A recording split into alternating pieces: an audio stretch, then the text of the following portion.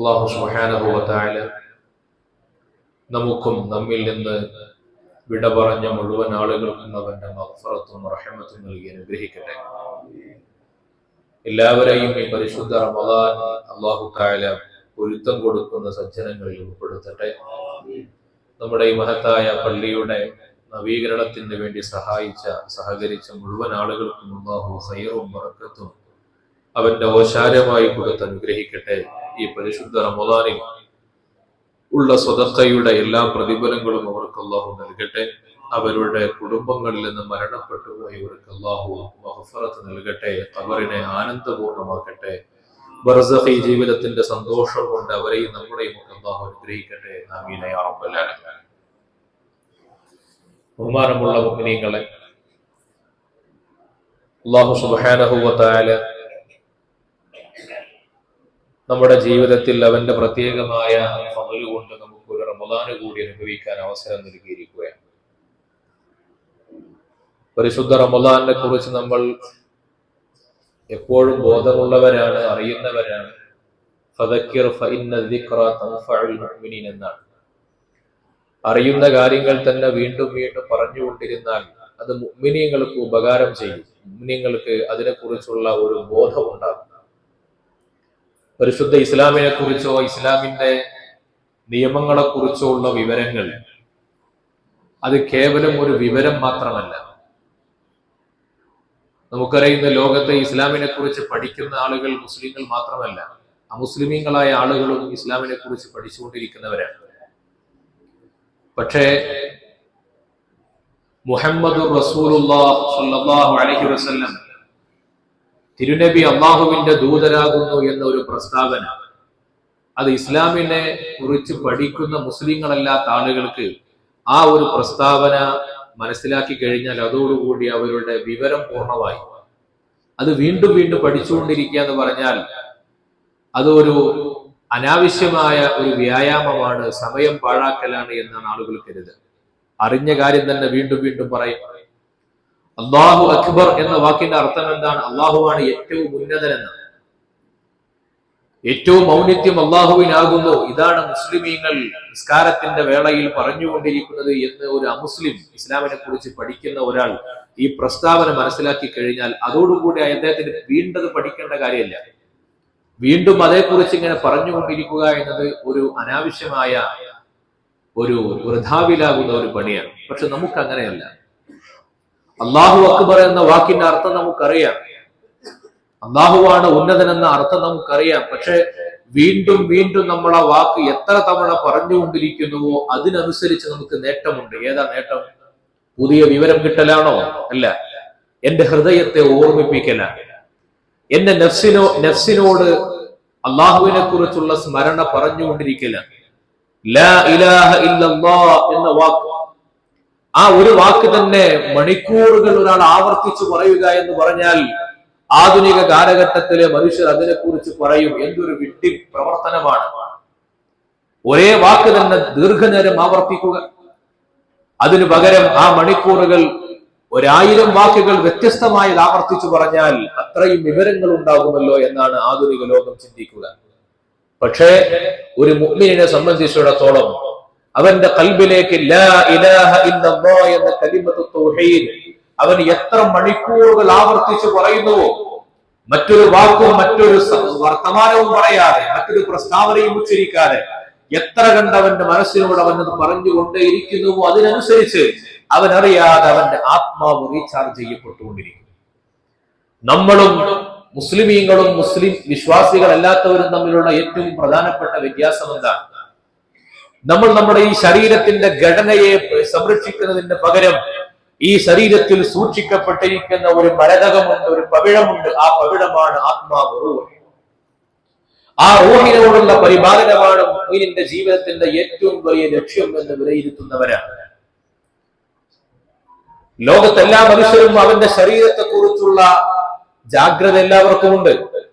ശരീരം പരിപാലിക്കണം, ശരീരത്തിന് വ്യായാമം വേണം, ശരീരത്തിന്റെ സൗന്ദര്യത്തെ സംരക്ഷിക്കപ്പെടണം, ശരീരത്തിന് അസുഖമുണ്ടാകരുത്, രോഗം വരരുത്, എല്ലാ ആലോചനകൾ എല്ലാ മനുഷ്യർക്കും ഉണ്ട്. പക്ഷെ ആത്മാവിന്റെ ആരോഗ്യത്തെക്കുറിച്ച്, ആത്മാവിന്റെ ഭക്ഷണത്തെക്കുറിച്ച്, ആത്മാവിന്റെ വളർച്ചയെക്കുറിച്ച് മുസ്ലിം അല്ലാത്തവർക്ക് ആലോചിക്കാൻ കഴിയില്ല.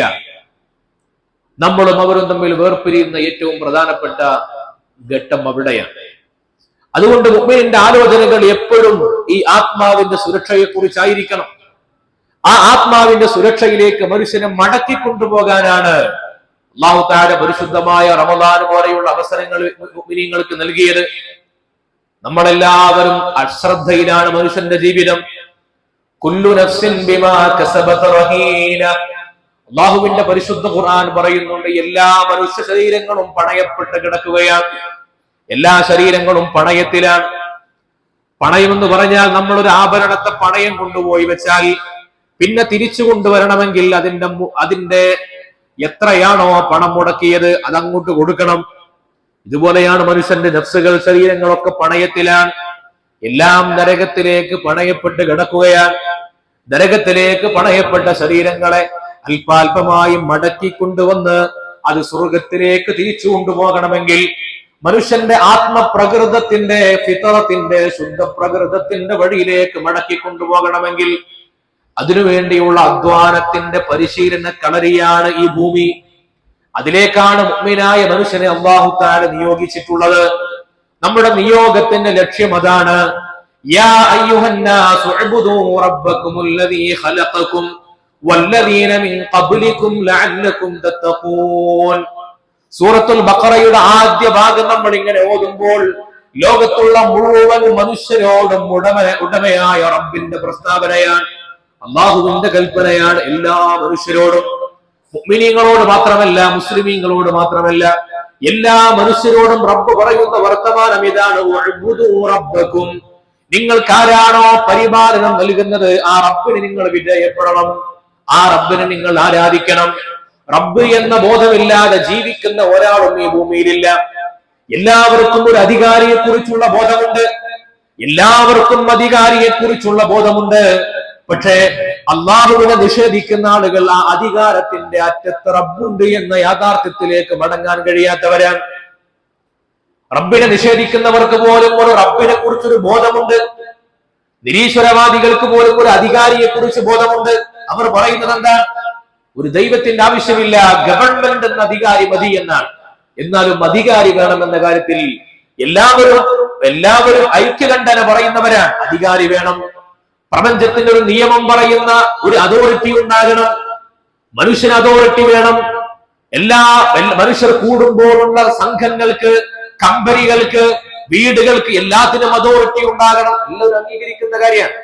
ആ അതോറിറ്റി അള്ളാഹുവിലേക്ക് ചെന്ന് മുട്ടും എന്ന യാഥാർത്ഥ്യത്തെ അംഗീകരിക്കാനുള്ള മടിയാണ് മുഅ്മിനീങ്ങൾക്കുണ്ടാവുക, അവിശ്വാസികൾക്കുണ്ടാവുക.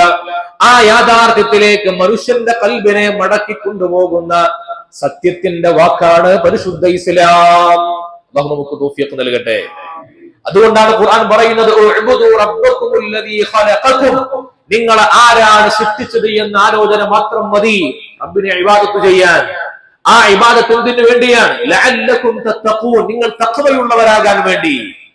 മനുഷ്യ ജീവിതത്തിന്റെ ആത്യന്തികമായ നിയോഗത്തെ കുറിച്ച് പടച്ച റബ്ബ് പറഞ്ഞിട്ട് അവസാനിപ്പിക്കണം, നിങ്ങൾക്ക് തഖ്വയുണ്ടാകണമെന്നാണ്.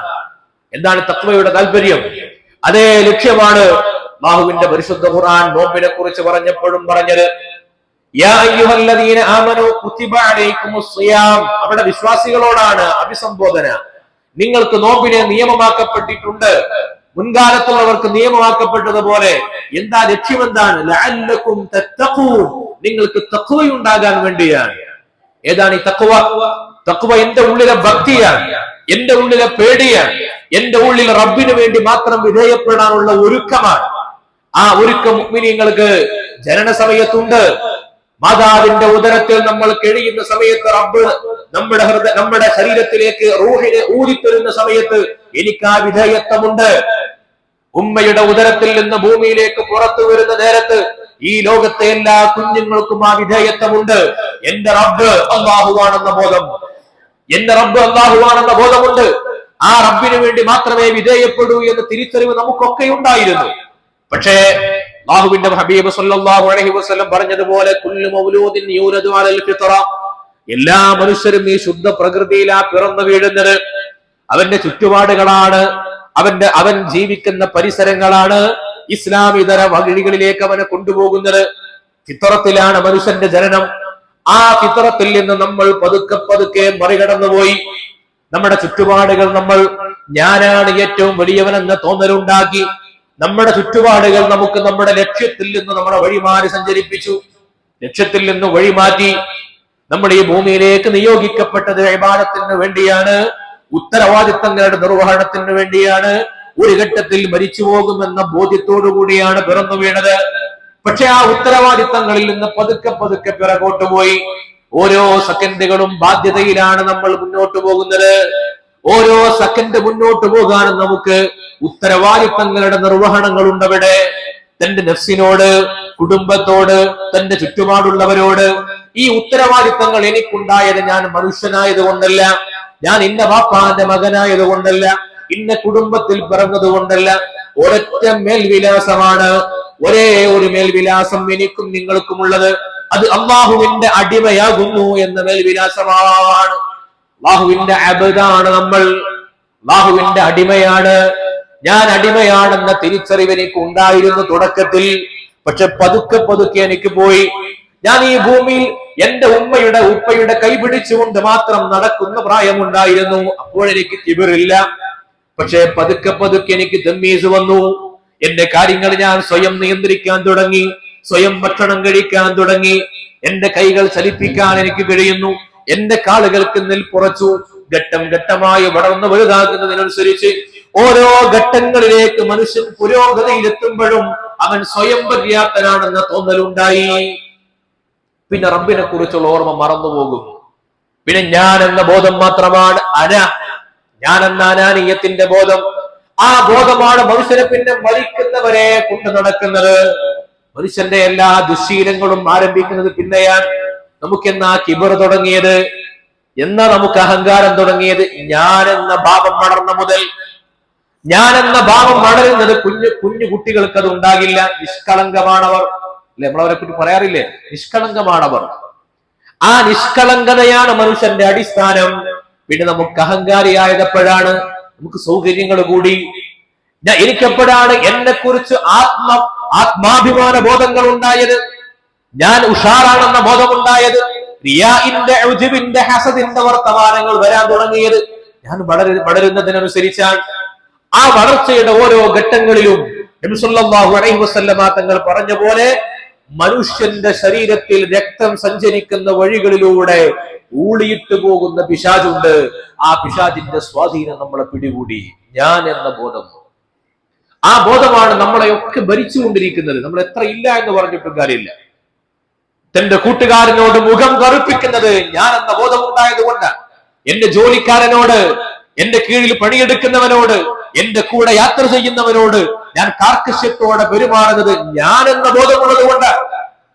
എന്നാൽ ഞാനൊരു പാപം അടിമയാണ്, റബ്ബിന്റെ ഉടമസ്ഥതയിലുള്ള അടിമയാണെന്ന തിരിച്ചറിവ് എനിക്കുണ്ടെങ്കിൽ എനിക്കൊരിക്കലും അവനെ പറയാൻ കഴിയില്ല, എനിക്ക് ശാസിക്കാനാവില്ല, എനിക്ക് ദുസ്വഭാവത്തിലൂടെ നടക്കാൻ കഴിയില്ല. പക്ഷെ നമ്മൾ അറിയാതെ നമ്മുടെ ഉള്ളിലേക്ക് പൈശാചികാധിപത്യം ഉണ്ടായിട്ടുണ്ട്. സല്ലല്ലാഹു അലൈഹി വസല്ലമ തങ്ങൾ പറയുന്ന ഒരു ഹദീസിൽ കാണാം, മുഅ്മിനായ മനുഷ്യൻ ഈ ഭൂമിയിലേക്ക് വിറന്നു വീഴുന്ന നേരത്ത് ഒരു വെളുത്ത ക്യാൻവാസ് പോലെ ശുദ്ധമായിരിക്കും അവന്റെ ഹൃദയം, അവന്റെ ആത്മാവ് വളരെ പ്യൂരിഫൈഡ് ആയിരിക്കും, പരിശുദ്ധമായിരിക്കും. അവൻ ഓരോ തിന്മകൾ ചെയ്യുന്നതിനനുസരിച്ച് അതിൽ ഓരോ കറുത്ത പുള്ളികൾ വന്നു വീഴും.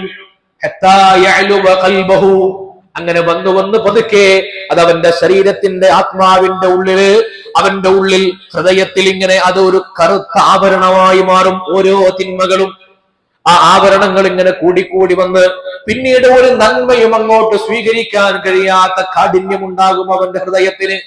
ഒരു നന്മയും അവിടേക്ക് സ്വീകരിക്കപ്പെടില്ല. വിശുദ്ധ ഖുർആൻ അതിനെ കുറിച്ച് പറഞ്ഞിട്ടുണ്ട്. അവരുടെ ഹൃദയങ്ങളുടെ മേൽ അസുഖത്ത് ബാധിച്ചിരിക്കും, അവരുടെ ഹൃദയങ്ങൾക്ക് കാഠിന്യം ബാധിച്ചിരിക്കും. ഒരു ആവരണം, ഒരു സംരക്ഷിക്കപ്പെട്ട ഒരു കോട്ട പോലെ ഒരു നന്മയും പിന്നെ അങ്ങോട്ട് കയറില്ല. ഒരു നന്മയും അങ്ങോട്ട് കയറാത്ത വിധം അവന്റെ ഹൃദയങ്ങളെ ആവരണം ചെയ്തു കളയും. അതിൽ നിന്ന് മനുഷ്യന് രക്ഷയുണ്ടാകണം. എങ്ങനെയാണ് രക്ഷ? അവന്റെ ഫിത്രത്തിലേക്ക് മടങ്ങലാണ്, ശുദ്ധ പ്രകൃതത്തിലേക്ക് മടങ്ങലാണ്. എങ്ങനെയാണോ നമ്മൾ ഭൂമിയിലേക്ക് പിറന്നു വീണത് അതിലേക്ക് മടങ്ങലാണ്. എങ്ങനെയാണോ നമ്മൾ ഉണ്ടായിരുന്നത് അതിലേക്ക് മടങ്ങണം. അങ്ങനെ മടങ്ങിയ ആളുകൾക്കാണ് സ്വർഗത്തിൽ ഇടമുള്ളത്. നബി സല്ലല്ലാഹു അലൈഹി വസല്ലം തങ്ങൾ സ്വർഗത്തിൽ ഇടം കിട്ടിയ ആളുകളെ കുറിച്ച് പറയുന്ന ഹദീസിൽ കാണാം, ലോകത്തെ ഏറ്റവും സാമർത്ഥ്യമുള്ളവർ സ്വർഗത്തിൽ ഉണ്ടാകുമെന്ന് പറഞ്ഞിട്ടില്ല, ഏറ്റവും നല്ല അധികാരികൾ സ്വർഗത്തിൽ ഉണ്ടാകുമെന്ന് പറഞ്ഞിട്ടില്ല. ഞാൻ സ്വർഗത്തിലൂടെ കടന്നുപോയപ്പോൾ ഞാൻ അവിടെ കണ്ടത് സുഫഹിനയും ബുലഹിനയുമായിരുന്നെന്ന് ഹബീബുനാ റസൂലുള്ളാഹി സ്വല്ലല്ലാഹു അലൈഹി വസല്ലം. ആരാണ് സുഫഹ് ബുലഹുകൾ?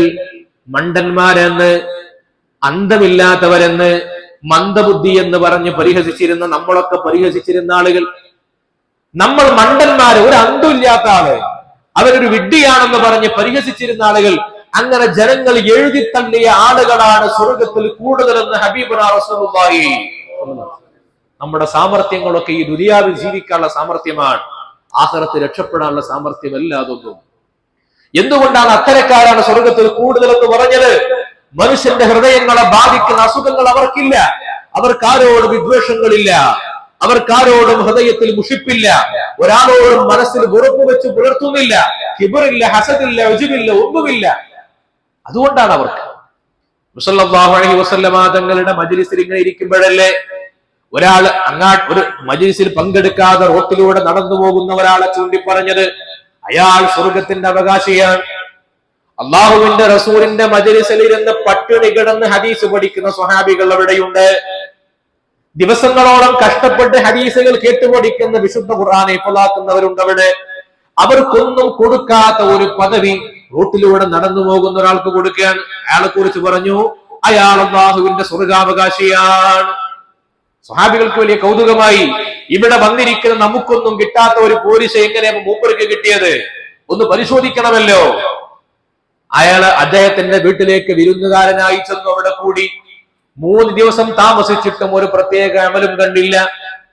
എല്ലാവരും ചെയ്യണ പോലെ തന്നെ നിസ്കരിച്ച് കിടന്നുറങ്ങുന്നു, ഭക്ഷണം കഴിക്കുന്നു, ഇബാദത്തുകളൊക്കെ സാധാരണ പോലെ ചെയ്യുന്നു, പ്രത്യേകിച്ച് ഒന്നുമില്ല.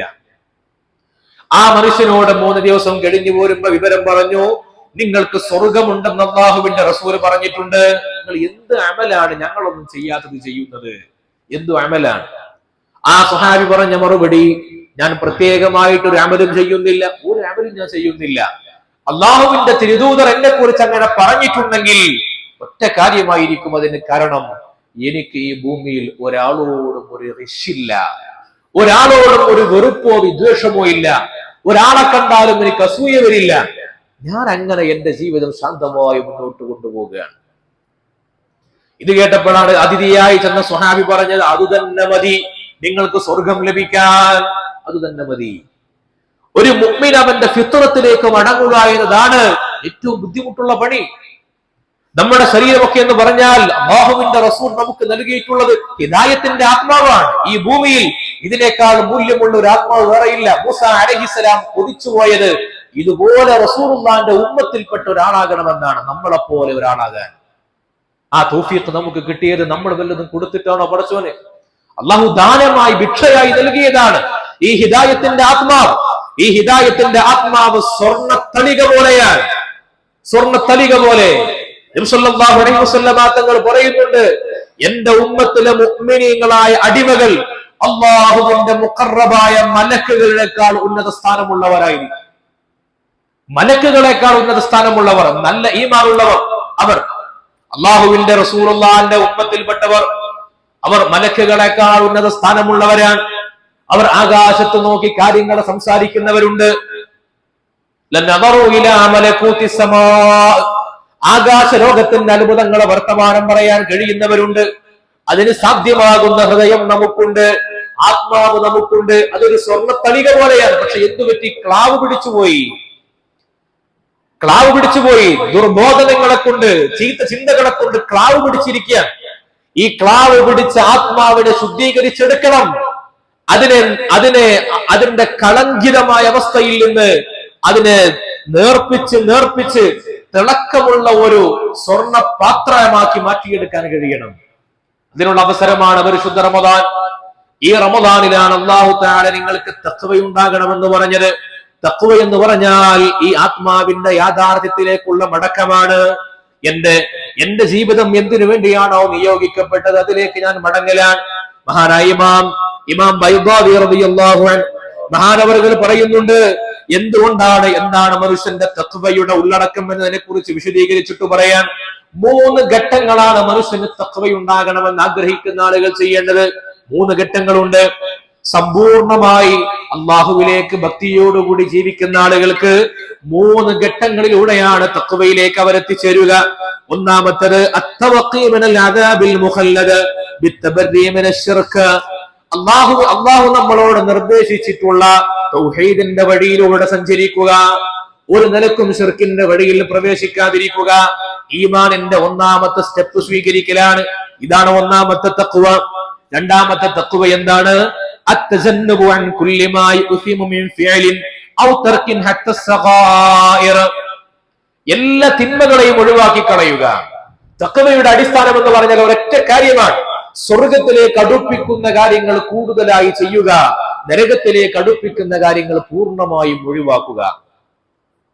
ഇത് നമ്മുടെ ശരീരത്തിന്റെ കൈ കൊണ്ട് ചെയ്യാൻ പറ്റുന്ന ഒരു കാര്യമല്ല. ഇത് നമ്മുടെ കൈ നരകത്തിലേക്ക് പോകുന്ന കാര്യങ്ങൾ ചെയ്യുന്നതും എന്റെ കൈയാണ്, സ്വർഗത്തിലേക്ക് പോകുന്ന കാര്യങ്ങൾ ചെയ്യുന്നതും എന്റെ കൈയാണ്. കൈക്ക് നിയന്ത്രിക്കാൻ കഴിയുന്നില്ല. ഈ കൈ കൊണ്ട് തന്നെയാണ് തസ്ബീഹ് മാല നമ്മൾ പിടിക്കുന്നതും മറിക്കുന്നതും. ഈ കൈകൾ കൊണ്ട് തന്നെയാണ് ഖുർആനിനെ നമ്മൾ നിവർത്തുന്നതും ഓതുന്നതും. ഇതേ കൈകൾ കൊണ്ട് തന്നെയാണ് നമ്മൾ മൊബൈലുകൾ ദുരുപയോഗം ചെയ്യുന്നതും. ഒരേ സമയത്ത് രണ്ടും ഒരേ കൈകളെ കൊണ്ട് തന്നെയാണ്. നമ്മൾ നമ്മുടെ കണ്ണുകളെ കൊണ്ട് ഖുർആനിലേക്ക് ഇങ്ങനെ ഓതുന്ന കണ്ണുകൾ, മുസ്ഹഫിലേക്ക് നോക്കി ഓതുന്ന കണ്ണുകൾ, ആ കണ്ണുകളെ കൊണ്ട് തന്നെയാണ് ഇടയ്ക്കെപ്പോഴോ ഹറാമിലേക്ക് നമ്മൾ ഇങ്ങനെ അറിയാതെ നോക്കി പോകുന്നതും. രണ്ടും അവയവം ഒന്നാണ്. അവയവത്തിന് നിയന്ത്രിക്കാൻ കഴിയില്ല. അവയവങ്ങൾ ഒരു താക്കോലിനനുസരിച്ച് ചലിക്കുന്ന അവയവങ്ങളാണ് ഇതൊക്കെ. ഇന്ന് ഈ അവയവങ്ങൾ നമ്മുടെ നഫ്സാണ് നിയന്ത്രിക്കുന്നത്. നാളെ ആഖിറത്തിലേക്ക് എത്തിയാൽ റബ്ബിന്റെ നിയന്ത്രണത്തിലാണ് നമ്മുടെ അവയവങ്ങൾ. അവയവങ്ങൾക്കൊന്നും കഴിയില്ല. പിന്നെ ആരാ ഇതിനെ നിയന്ത്രിക്കേണ്ടത്? ആരാണ് ഈ കൈകളെ കൊണ്ട് നന്മ ചെയ്യണമെന്ന് ബോധിപ്പിക്കേണ്ടത്? ആരാണ് ചെയ്യിപ്പിക്കേണ്ടത്? ആത്മാവാണ്, നഫ്സ്. നമ്മുടെ നഫ്സിന് അതിനെ കുറിച്ചുള്ള ഓർമ്മകൾ കൊടുക്കണം, നഫ്സിനെ പരിശീലിപ്പിക്കണം. എന്റെ കൈകളെ കൊണ്ട് ഹറാമുകൾ ചെയ്യുന്നതിനെ തടയണം. ആര് തടയണം? നഫ്സ് തടയണം. എന്റെ കൈ പിന്നെ അങ്ങോട്ട് പോകാൻ പാടില്ല. അങ്ങനെ തടയലാണ് പരിശുദ്ധമായ റമദാനിലെ നോമ്പ് കൊണ്ട് നമ്മൾ താല്പര്യപ്പെടുന്നത്. സൗം എന്ന വാക്കിന്റെ അർത്ഥം ഇംസാഖ് എന്നാണ്, പിടിച്ചു വെക്കലാണ്. റമദാനിന്റെ ഉള്ളടക്കം പട്ടിണി കിടക്കലല്ല. റമദാന്റെ ഉള്ളടക്കം തറാവീഹ് നമസ്കാരമല്ല. റമദാന്റെ ഉള്ളടക്കം ജമാഅത്ത് നമസ്കാരങ്ങളല്ല. എന്തുകൊണ്ട്? ഇത് 2ാം സ്റ്റെപ്പാണ്. 1ാം സ്റ്റെപ്പ് ഇംസാഖാണ്, പിടിച്ചുവെക്കൽ, ആത്മാവിനെ പിടിച്ചുവെക്കൽ.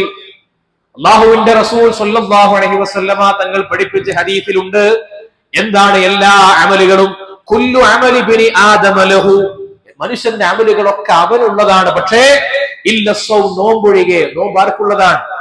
ഫഇന്നഹു ലീ വഅന അജ്സി ബിഹി, നോമ്പ് എനിക്കുള്ളതാണ്, ഞാനാണ് അതിന്റെ കൂലി കൊടുക്കുക. എന്തുകൊണ്ടാണ് ബാക്കിയുള്ള അമലുകൾക്കൊന്നുമില്ലാത്തൊരു പ്രത്യേകത നോമ്പിനുണ്ടെന്ന് പറഞ്ഞത്? വഅന അജ്സി ബിഹി, ഞാൻ പ്രതിഫലം കൊടുക്കും. എല്ലാത്തിനും റബ്ബ് പ്രതിഫലം കൊടുക്കുന്നത് തന്നെയല്ലേ?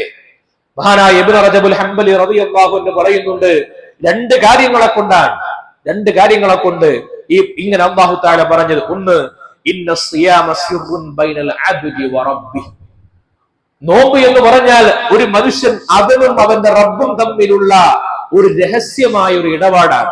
മറ്റാർക്കും അതിൽ പങ്കില്ല. ഞാൻ നോമ്പുകാരനായിട്ടുണ്ട് എന്ന് എങ്ങനെയാണ് റബ്ബ് തീരുമാനിക്കുന്നത്?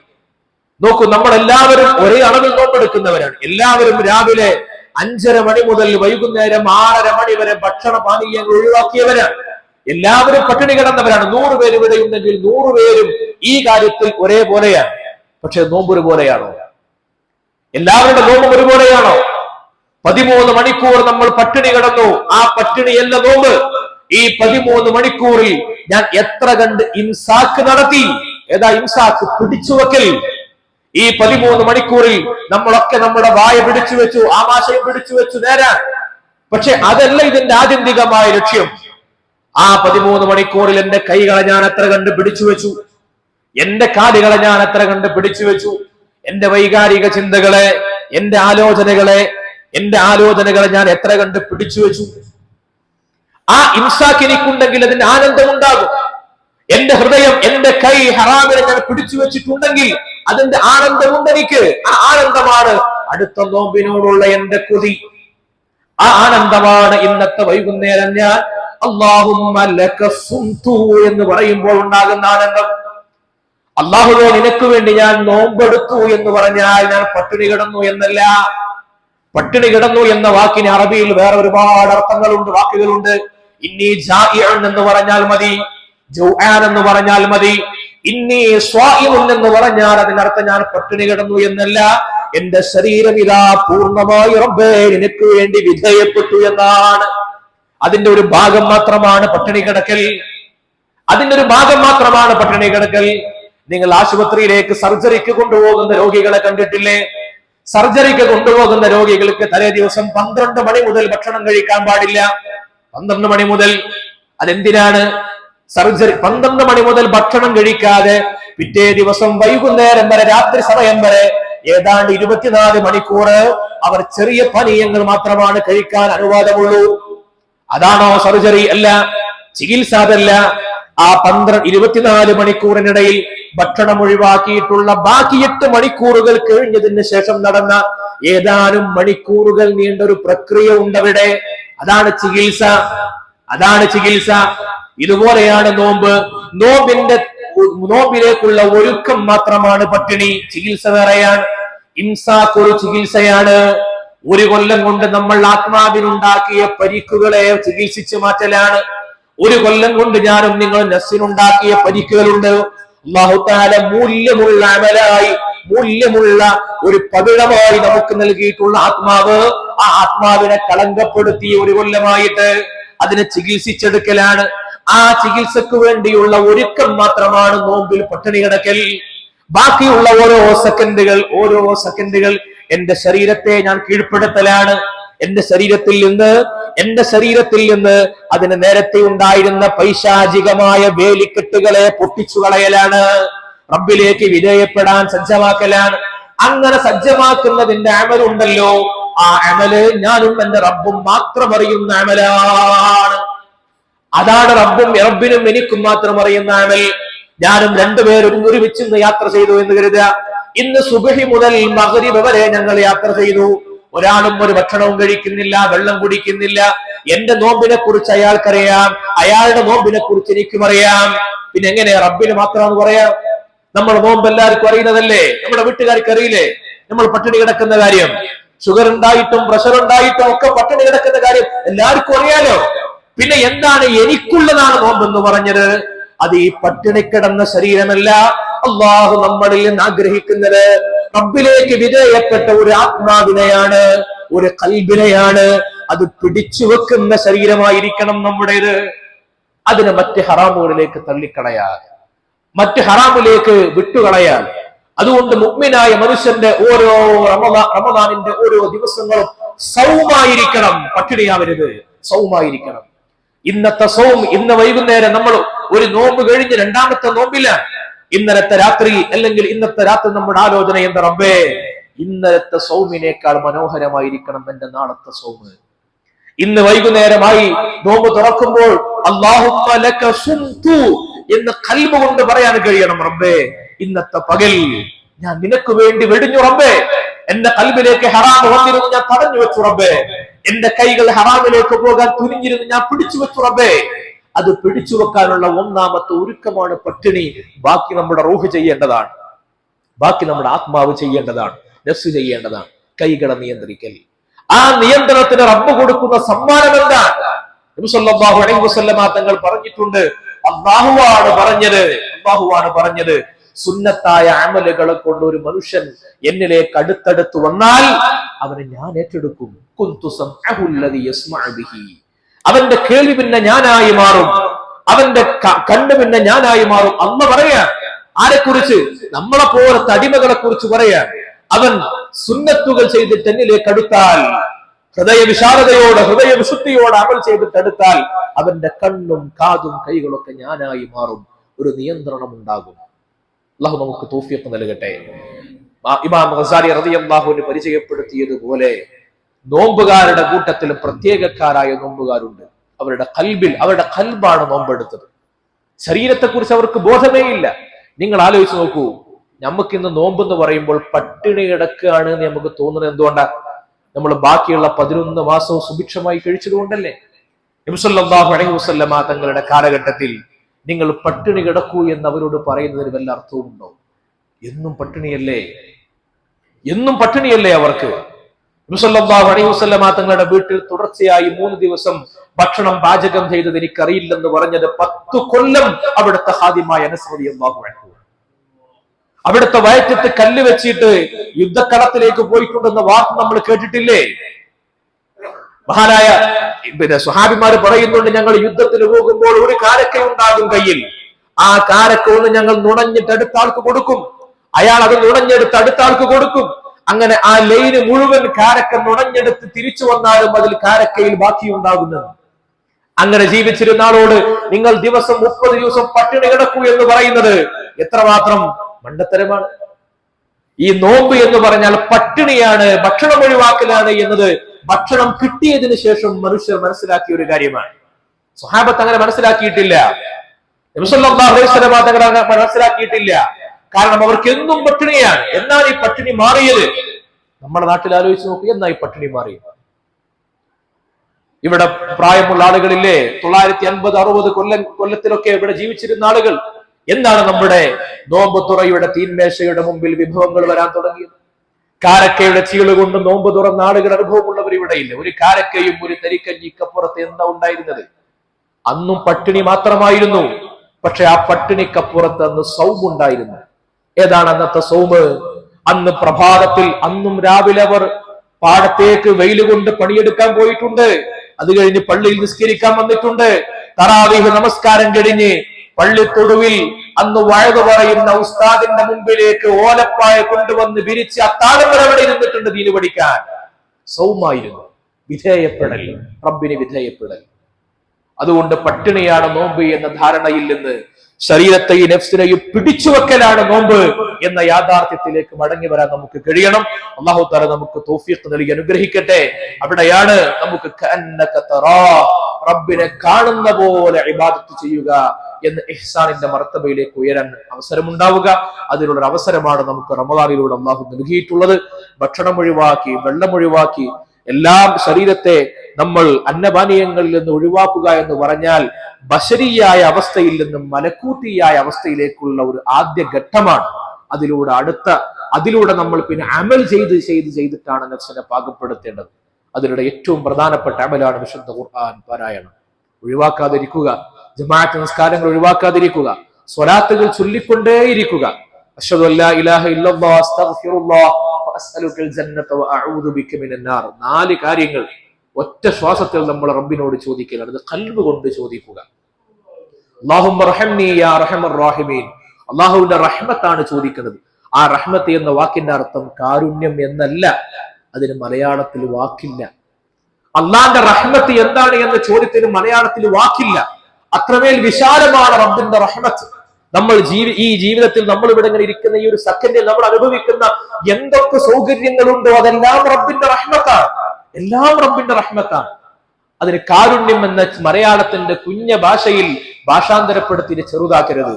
അല്ലാഹുമ്മ റഹ്മനി എന്ന് പറഞ്ഞാൽ അല്ലാഹുവേ, എന്റെ സ്വാലിഹീങ്ങളായ അടിമകൾക്ക് വേണ്ടി നീ വിരിച്ചു കൊടുക്കുന്ന ആ പരവതാനി എനിക്കും ഒന്ന് വിരിച്ചു കൊണ്ട് റബ്ബേ എന്ന യാചനയാണ്. അത് ഖൽബ് കൊണ്ട് ചോദിക്കാൻ അല്ലാഹു നമുക്ക് തൗഫീഖ് നൽകി അനുഗ്രഹിക്കട്ടെ. ആമീൻ എന്ന് മാത്രം ദുആ ചെയ്യുകയാണ്. അൽഹംദുലില്ലാഹി റബ്ബിൽ ആലമീൻ. اللهم صل على سيدنا محمد وعلى آل سيدنا محمد.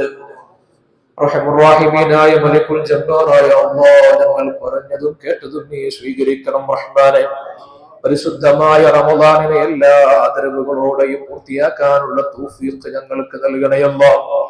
ഈ റമദാനിലെ ഒരു സവിശേഷമായ ഫളലും ഞങ്ങൾക്ക് നീ നഷ്ടപ്പെടുത്തല്ല അല്ലാഹ്. അല്ലാഹുവേ, പിശാചിനെ ചങ്ങലക്കിടുന്ന ഈ മാസത്തിൽ ഞങ്ങളുടെ നഫ്സിനെ നിയന്ത്രിക്കാനുള്ള തൗഫീഖ് ഞങ്ങൾക്ക് നൽകണേ അല്ലാഹ്. എല്ലാ ഹറാമുകളിൽ നിന്ന് ഞങ്ങളുടെ ശരീരത്തെ, ഞങ്ങളുടെ അവയവങ്ങളെ നീ രക്ഷപ്പെടുത്തണം റഹ്മാനേ. അല്ലാഹുവേ, ഖൽബിൽ തഖ്വയുടെ വിളക്ക് തെളിക്കാനുള്ള തൗഫീഖ് നൽകണം അല്ലാഹ്. ഈമാനിന്റെ പ്രകാശം കൊണ്ട് ഞങ്ങളുടെ ഖൽബിനെ പ്രകാശിപ്പിക്കണം അല്ലാഹ്. അല്ലാഹു എല്ലാ അമലുകൾക്കും ഇഖ്ലാസോടെ തഖ്വയോടെ കൂടിയുള്ള അമലുകളായി നിർവഹിക്കാനുള്ള തൗഫീഖ് നൽകണേ അല്ലാഹ്. ഇബാദത്തുകൾ ഞങ്ങൾക്ക് ഒരു ആനന്ദമാക്കണം റഹ്മാനെ. ഖുർആൻ ഞങ്ങളുടെ കൂട്ടുകാരനാക്കണം അല്ലാഹ്. സ്വലാത്തുകൾ ഞങ്ങൾക്ക് ഒരു ആനന്ദവും ഹരവുമാക്കണേ അല്ലാഹ്. ഇസ്തിഗ്ഫാർ ഞങ്ങളുടെ ജീവിതത്തിന്റെ ശീലമാക്കണേ അല്ലാഹ്. അല്ലാഹുവേ, നോമ്പുകാരന് പ്രത്യേകമായി കൂലി നൽകപ്പെടുന്ന ഇഫ്താറിന്റെ നേരത്ത് റബ്ബേ, ആ കൂലിയെ ഞങ്ങൾക്ക് തടയല്ല റഹ്മാനെ. ആ സമയത്തുള്ള എല്ലാ കൂലികളും ഞങ്ങൾക്ക് നൽകണം റഹ്മാനെ. അല്ലാഹുവേ, അത്താഴ നേരത്തുള്ള പ്രതിഫലങ്ങളെ ഞങ്ങൾക്ക് തടയല്ല അല്ലാഹ്. അല്ലാഹുവേ, ഞങ്ങളുടെ നിസ്കാരങ്ങളെ നീ സ്വീകരിക്കണം റഹ്മാനെ. പോരായ്മകൾ പരിഹരിക്കണമല്ലോ. ഞങ്ങളിൽ നിന്ന് മരണപ്പെട്ടു പോയ മുഴുവൻ ആളുകൾക്കും റബ്ബേ നീ മഗ്ഫിറത്തും റഹ്മത്തും നൽകണേ അല്ലാഹ്. അല്ലാഹുവേ, അവരുടെ ദറജകൾ ഉയർത്തി കൊടുക്കണം റഹ്മാനെ. പരിശുദ്ധ റമദാനിൽ ഈ നരകമോചനം നൽകുന്ന സജ്ജനങ്ങളിൽ അവരെയും ഞങ്ങളെയും പെടുത്തണേ അല്ലാഹ്. അല്ലാഹുവേ, ഹൃദയത്തിന്റെ അസുഖങ്ങളെ തൊട്ട് ഞങ്ങളെ കാക്കണേ അല്ലാഹ്. കിബ്ർ, ഹസദ്, ഉജ്ബ്, റിയാ തുടങ്ങിയ അംറാദുൽ ഖുലൂബിനെ തൊട്ട് കാത്തുരക്ഷിക്കണം റഹ്മാനെ. ആഫാത്തുൽ ലിസാനെ തൊട്ട് കാക്കണേ അല്ലാഹ്. നാവിന്റെ ചീത്ത പ്രവർത്തനങ്ങളെ തൊട്ട് കാത്തുരക്ഷിക്കണം റഹ്മാനെ. വിശുദ്ധ റമദാനിന്റെ ഓരോ ദിവസങ്ങൾ കഴിഞ്ഞു പോകുമ്പോഴും റമദാൻ അനുകൂലമായി സാക്ഷി നിൽക്കുന്ന സ്ഥിതി ഉണ്ടാക്കണേ അല്ലാഹ്. റമദാന് ഞങ്ങൾക്ക് ഒരു ഭാരമായ ഒരു ഘട്ടത്തിലും നീ തോന്നിപ്പിക്കല്ല അല്ലാഹ്. റമദാനിനെ കൂടുതൽ സൽക്കർമ്മങ്ങളെ കൊണ്ട് മുതലെടുക്കാനുള്ള തൗഫീഖ് നൽകണേ അല്ലാഹ്. അല്ലാഹുവേ, ഞങ്ങളുടെ ഈ പള്ളിയുടെ എല്ലാ സംരംഭങ്ങൾക്ക് വേണ്ടി സഹായിച്ച മുഴുവൻ ആളുകൾക്ക് നീ ഖൈർ ബറക്കത്ത് പ്രദാനം ചെയ്യണേ അല്ലാഹ്. നിന്റെ ഹിഫ്ള് കൊണ്ട് അവരെ അനുഗ്രഹിക്കണേ അല്ലാഹ്. നിന്റെ സലാമത്ത് കൊണ്ട് അവരെ അനുഗ്രഹിക്കണേ അല്ലാഹ്. അവരുടെ മരണപ്പെട്ടു പോയവർക്ക് മഗ്ഫിറത്ത് നൽകണേ അല്ലാഹ്. റബ്ബനാ ആതിനാ ഫിദ്ദുനിയാ ഹസന വഫിൽ ആഖിറതി ഹസനതൻ വഖിനാ അദാബന്നാർ വഅദ്ഖിൽനൽ ജന്നത മഅൽ അബ്റാർ യാ അസീസ് യാ ഗഫാർ وارحمنا بأنواع رحمتك يا أرحم الراحمين. بفضل صلى الله على محمد صلى الله عليه وسلم صلى الله على محمد صلى الله عليه وسلم. اللهم صل على سيدنا محمد يا رب صل عليه وسلم.